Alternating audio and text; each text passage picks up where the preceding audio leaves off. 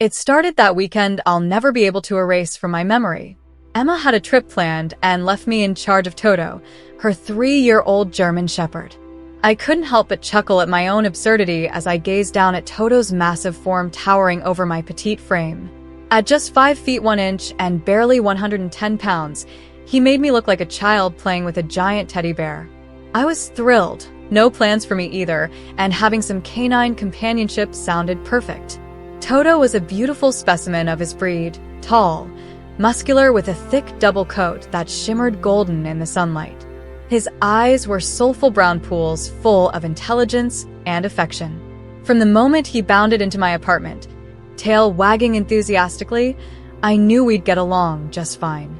The first few days passed uneventfully as we settled into our routine together. Morning walks around the block, lazy afternoons, lounging on the couch while I worked or read a book. It was peaceful and comforting to have him by my side as company, but then came Saturday afternoon when everything changed irrevocably. That Sunday evening, after watching a movie with Toto sprawled beside me on the couch, I decided to take a relaxing bath. The warm water and scented soap helped melt away the stresses of the week as I soaked for a while. Therefore, I caught sight of Toto standing right behind me. His tail thumped against the floor as he watched me with an unnerving intensity, almost like a predator sizing up its prey. I tried to brush it off and focus on shaving my legs smooth for the first time in ages. The warm water felt divine against my skin as I worked through each hairy patch with careful attention. Toto's presence seemed to grow more intense with every passing moment. He whined softly when I accidentally nicked myself, then leaned in closer as if trying to get a better look at the crimson droplets welling up on my knee. By the time I finished rinsing off and stepped out of the tub, a strange sense of anticipation had settled over us both. When I finally stepped out, wrapped in a fluffy towel, Toto was still lying there observing me intently, his piercing brown eyes fixed on my semi-nude form. At first, I thought he just missed me or was curious about what we'd been up to in the bathroom. But as our gazes met and held, something unsettling passed between us. His tail started wagging slowly at first, then grew more insistent, as if reacting to some primal urge within him. My skin prickled with goosebumps despite the warmth of the room. An inexplicable heat began pooling low in my belly as Toto's stare never wavered from mine. I slipped into a soft baby doll nightie, without bothering to put anything underneath. It was my go-to summer sleepwear, lightweight, breathable, and oh so comfortable against my skin after shaving. The gentle fabric caressed my curves as I padded over to the bed, Toto's eyes never leaving me. As I settled in under the covers, Toto followed suit and climbed up beside me once more. His hot breath ghosted over my neck as he nuzzled into the crook of my shoulder. A shiver ran down my spine at the intimate contact, but it wasn't entirely unpleasant. My mind raced with thoughts as I lay there in the darkening room, feeling Toto's body heat seep into mine through our thin layers of clothing. Was this just his usual affectionate behavior, or something more? I was on the verge of drifting off to sleep when my phone slipped from my grasp and clattered to the floor. As I reached down to retrieve it, I felt a rush of cool air against my newly depilate skin, an unexpected sensation that made me pause for a moment. My fingers brushed against something solid as they sought out the fallen device, but before I could grasp it, a sudden impact knocked me further under the bed frame.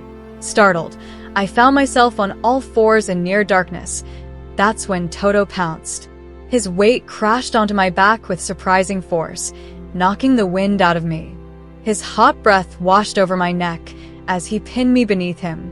My heart raced wildly as panic set in. What was happening? Was this some kind of play fighting gone wrong or something more sinister? Yes.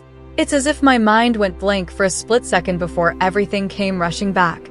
Those unnerving stares from Toto earlier, his strange behavior in the bathroom, and then it hit me. My period was starting today. In an instant, all the little signs and feelings that had been swirling around in the back of my mind coalesced into a chilling realization. Was this why Toto had been acting so strangely? Did he somehow sense my hormonal changes? I tried to push away from him, but found myself stuck beneath his weight. His panting grew more labored against my neck as he pressed closer, his body heat searing through the thin fabric of our clothes. The rational part of me knew I needed to get out from under him ASAP, but another voice whispered that maybe, just maybe, this wasn't entirely unwanted. After all, I'd always fantasized about rougher companion. His panting grew more labored against my neck as he pressed closer, his body heat searing through the thin fabric of my clothes. The rational part of me knew I needed to get out from under him ASAP, but another voice whispered that maybe, just maybe, this wasn't entirely unwanted. After all, I'd always fantasized about rougher companion. As Toto's thrusts intensified, I found myself pinned between the bed frame, floor, and his body. Panic initially seized me, but it quickly gave way to a strange, thrilling sensation as I let go of my resistance. My torso remained trapped while my mind began to wander, imagining Toto as an animalistic machine driven solely by primal urges. The heat emanating from him seeped into my core, igniting a contradictory mix of revulsion and arousal within me. As he continued to move against me so roughly and relentlessly, all rational thought fled until there was only instinct left, a feral desire that mirrored his own. With eyes shut tight, I surrendered myself completely to this forbidden encounter. The sounds of our heavy breathing mingled with creaking wood and rustling fabric as we became one in this sordid tableau played out beneath the shadows of night. As Toto finally ceased his relentless thrusting, I thought relief would wash over me. But it was only the beginning of my nightmare.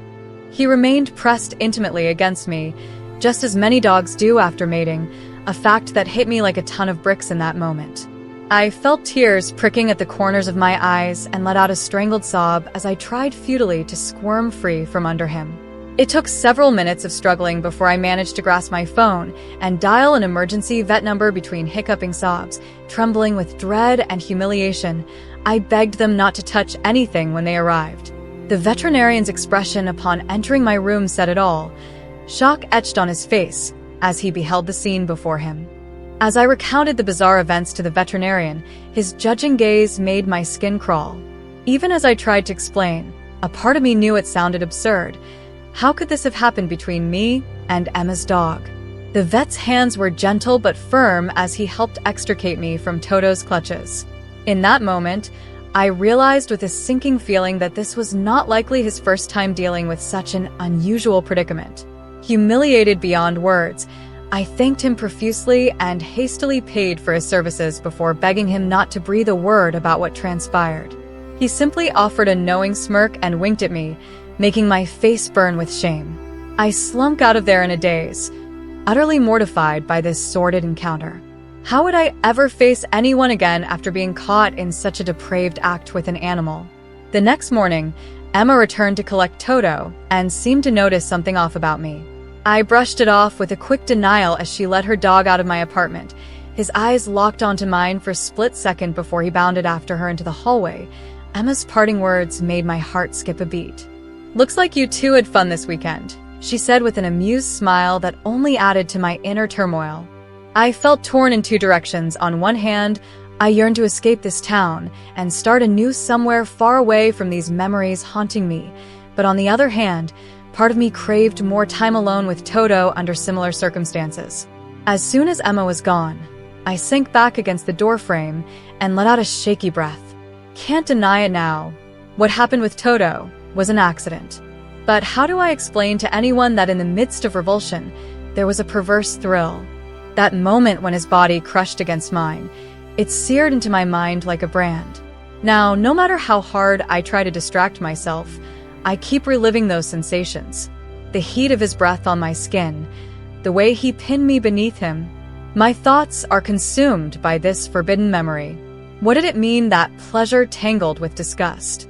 Was it some deep-seated kink awakening, or just post-traumatic shock? Whatever the reason, these dark desires refuse to be silenced. And as much as I want to move on from this bizarre incident, my mind keeps circling back, replaying and re-examining every detail until they're etched into my psyche like scars. And that's how a quiet weekend turned into an unforgettable chapter of my life. Some experiences leave marks deeper than we expect, and sometimes, even the ordinary can hold the extraordinary. Thank you for listening. What do you think of my story? Would you like a second part? Let me know in the comments. I hope to be back with more soon.